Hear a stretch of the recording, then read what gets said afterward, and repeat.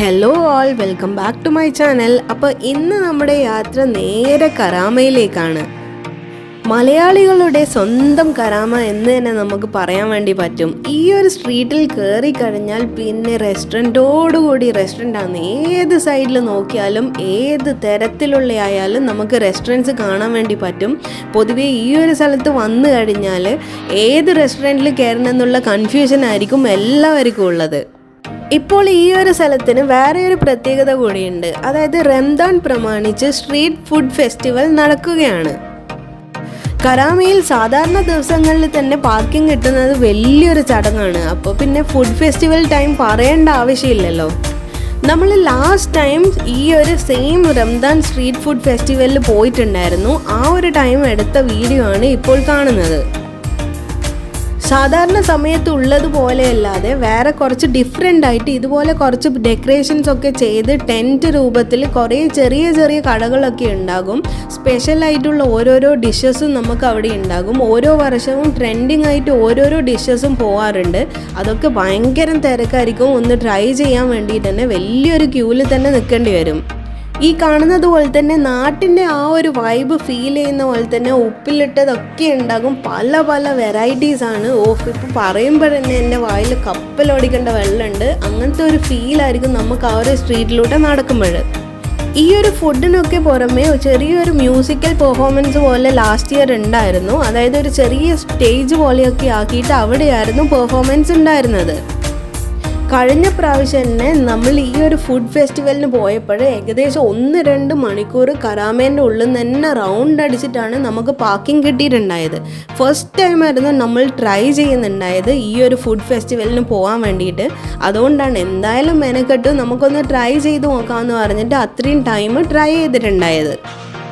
സത്യം പറഞ്ഞാൽ കഴിഞ്ഞ പ്രാവശ്യം ഒരു പ്രാവശ്യം പോയിട്ട് തന്നെ നമുക്ക് ഏകദേശം മടുത്തിട്ടുണ്ടായിരുന്നു. കാരണം കുട്ടികളൊക്കെ കൂട്ടിയിട്ട് പോകുമ്പോൾ വളരെ വലിയൊരു ചടങ്ങ് പോലെ തന്നെയാണ്. കാരണം ഈ ഒരു ഫുഡ് ഫെസ്റ്റിവലിൻ്റെ അകത്ത് കയറി കഴിഞ്ഞാൽ ഭയങ്കര ക്രൗഡഡ് ആയിരിക്കും. മാത്രമല്ല സീറ്റിംഗ് അറേഞ്ച്മെൻറ്റ്സ് ഒക്കെ കുറവായിരിക്കും. അതുകൊണ്ട് എല്ലാം കൂടി മാനേജ് ചെയ്യാൻ വലിയ ബുദ്ധിമുട്ടായിരിക്കും.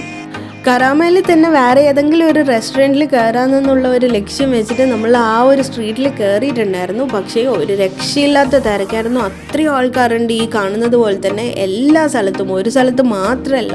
അതുകൊണ്ട് നമ്മൾ നേരെ യൂ ടേൺ എടുത്തിട്ട് പുറത്ത് പോവുകയാണ് ചെയ്തിട്ടുണ്ടായത്. സത്യം പറഞ്ഞാൽ കരാമയിൽ ഫുഡ് കഴിക്കാൻ വേണ്ടിയിട്ട് നമുക്ക് പ്ലാൻ ചെയ്യുമ്പോൾ ഏറ്റവും പ്രശ്നം വരുന്നത് പാർക്കിങ്ങിൻ്റെ കാര്യത്തിലാണ്. ഇന്ന റെസ്റ്റോറൻറ്റിൽ പോകാമെന്ന് പറഞ്ഞിട്ട് ഒരിക്കലും പ്രീ പ്ലാനിങ് നടക്കില്ല. കാരണം ആ റെസ്റ്റോറൻറ്റിൻ്റെ 7 അയലത്ത് പോലും നമുക്ക് അധികവും പാർക്കിംഗ് കിട്ടില്ല. അത്രയും ലക്ക് ഉണ്ടെങ്കിൽ മാത്രം ആരെങ്കിലും ഫുഡ് കഴിച്ച് വണ്ടി എടുത്ത് പോകുന്നുണ്ടെങ്കിൽ മാത്രം നമുക്ക് അവിടെ പാർക്ക് ചെയ്യാൻ വേണ്ടി പറ്റും. ഈ ഒരു കരാമ സ്ട്രീറ്റിനകത്ത് കയറി കഴിഞ്ഞാൽ നമ്മൾ പൊതുവേ എന്താ ചെയ്യുന്നതെന്ന് വിചാരിച്ചാൽ ഫസ്റ്റ് നമ്മൾ നോക്കുന്നത് പാർക്കിംഗ് ആയിരിക്കും. അതായത് എവിടെയാണോ പാർക്കിംഗ് കിട്ടുന്നത് അതിൻ്റെ കുറച്ച് ചുറ്റളവിലുള്ള ഏതൊക്കെ റെസ്റ്റോറൻറ്റ്സ് ആണ് ഉള്ളത് അതിലേതെങ്കിലും ട്രൈ ചെയ്യാത്തുണ്ടെങ്കിൽ നമ്മൾ ട്രൈ ചെയ്യും. അല്ലെങ്കിൽ ഓൾറെഡി ട്രൈ ചെയ്ത് ഏതെങ്കിലും ഫേവറേറ്റ് ആയിട്ടുള്ളത് ഉണ്ടാവില്ലേ, നല്ല ക്വാളിറ്റി ഫുഡോ ആംബിയൻസോ ഒക്കെ ഉള്ളത്, അങ്ങനെ ഉണ്ടെങ്കിൽ നമ്മൾ അവിടെ തന്നെ പോകും. ഇത്രയും കഷ്ടപ്പെട്ടിട്ട് എന്തിനാ ഈ ഒരു സ്ഥലത്ത് തന്നെ ഇത്രയും ആൾക്കാർ പോകുന്നതെന്ന് ചോദിച്ചാൽ ഒരൊറ്റ ഉത്തരം മാത്രമേ ഉള്ളൂ. അതായത് അത്രയും തരത്തിലുള്ള വെറൈറ്റീസ് ഓഫ് ഫുഡും റെസ്റ്റോറൻറ്റും എല്ലാം ഇവിടെ തന്നെയുണ്ട്.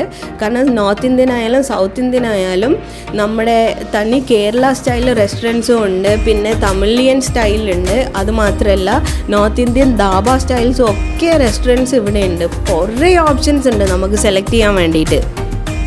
രാത്രിയൊക്കെ ആയിക്കഴിഞ്ഞാൽ ഇതിൻ്റെ വേറെ തന്നെ ഒരു ആംബിയൻസും വൈബും ആയിരിക്കും ഈ ഒരു കരാമയിൽ. അതായത് എന്നും ഒരു ആഘോഷമാണ്. ഇന്ന ഫെസ്റ്റിവൽ വേണം അല്ലെങ്കിൽ ഫുഡ് ഫെസ്റ്റിവൽ എന്ത് വേണമെന്നൊന്നുമില്ല. എപ്പോഴും ആൾക്കാർക്ക് ഇതൊരു വൈബുള്ള സ്ഥലമാണ്. സെലിബ്രേറ്റ് ചെയ്യാൻ പറ്റിയ ആഘോഷിക്കാൻ പറ്റിയ ഒരു സ്ഥലം തന്നെയാണ് ഇത്. ദുബായിൽ തന്നെയുള്ള ആരടുക്ക് ചോദിച്ചാലും പറയും കരാമ നമുക്കൊരു വികാരമാണെന്ന്. ഞാൻ കുറേ നാളായിരുന്നു ഈ ഒരു ഡ്രൈവ് വീഡിയോ എടുക്കണമെന്ന് ആഗ്രഹിച്ചുകൊണ്ടിരുന്നത്. ഒന്നുമില്ല കാര്യമായിട്ട് കാണാൻ വേണ്ടിയിട്ട് കുറച്ച് റെസ്റ്റോറൻറ്റ്സേ ഉള്ളൂ. പക്ഷേ എന്നാൽ തന്നെ ഇതിലൂടെയുള്ള ഡ്രൈവ് ഒരു സ്പെഷ്യൽ ഫീലിംഗ് ആണ്.